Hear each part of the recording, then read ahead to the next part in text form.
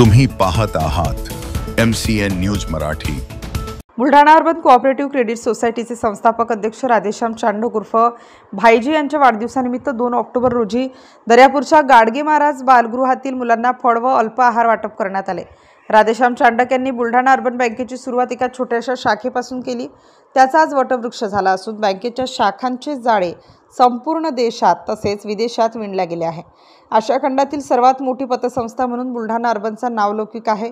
2 October या त्यांच्या वाढदिवसानिमित्ताने दर्यापूर येथील शाखा व्यवस्थापक निलेश बावनेर व त्यांचे सहकारी गिरीश तिवारी, सहाय्यक शाखा व्यवस्थापक रोहित ठाकूर, गौरव भुतळा, प्रज्योत गुल्हाने, स्वप्नील सावरकर, राजेश आरोळे यांच्यासह बुलढाणा अर्बन पतसंस्थेच्या कर्मचाऱ्यांनी गाडगे महाराज बालगृहात एका विशेष कार्यक्रमात येथील मुलांना अल्पोहार व इतर साहित्याचे वाटप करण्यात आले।